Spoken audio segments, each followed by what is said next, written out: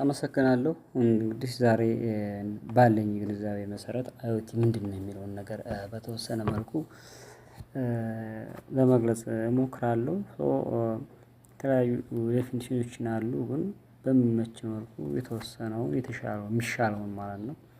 ማለት ተስማሚ ነው ብዬ የማስበውን ነገር ለማቅረብ ስሞክር ኤኒዌይ አይኦቲ አብሪቬሽን ነው ግን ኢንተርኔት ኦፍ ቲንግ ብለን ነው ያው አይ ሚን ስታንድ ሲሆን ወይም ማለት ኤክስፓንድ ሲሆን ሶ አይኦቲ ኢዝ ኤ ኔትወርክ ኦፍ ፊዚካል ዲቫይስ ቬሂክልስ አፕላያንስ ኤንድ አዘር ኦብጀክትስ የተለያዩ ፊዚካል ዲቫይሶች ሊሆኑ ይችላሉ ቬሂክል ሊሆኑ ይችላሉ አፕላያንስ ሊሆኑ ይችላሉ ወይም የተለያዩ ኦብጀክቶች ሊሆኑ ይችላሉ።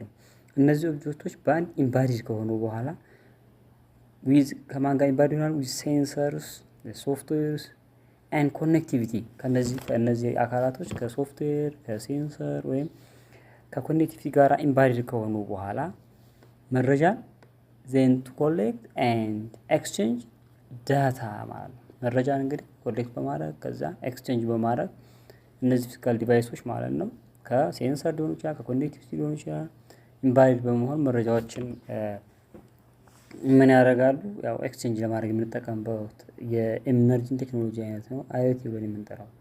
ሶ ሌት አስ ሲ ሰም ኤግዛምፕልስ ኦፍ አይኦቲ ፈርስት ዋን ስማርት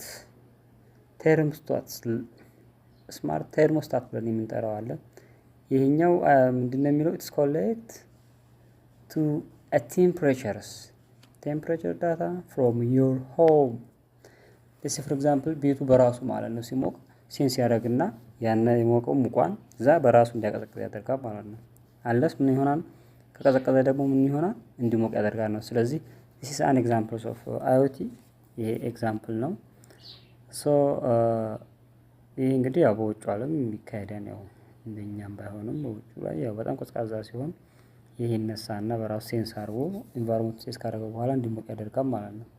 ኢንቫይሮመንት ሴንስ ማለት በጣም ከቀዘቀዘ ቤቱ እንዲሞቅ ያደርጋል። ቤቱ በጣም ከሞቀ ደግሞ ሴንስ በማድረግ እንዲቀዘቅዝ የሚያደርግ የአይኦቲ አይነት ነው ማለት ነው።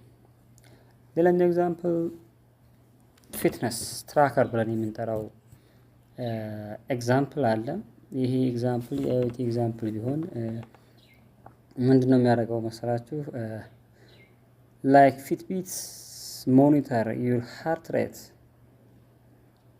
ለምሳሌ ሃርት ሬት የልብ ምት አይነት ነገር ሊሆን ይችላል። steps and sleep patterns. So this data is sent to your smartphone ማለት የልብ ምት ሲጨምር ሲቀንስ ሊሆን ይችላል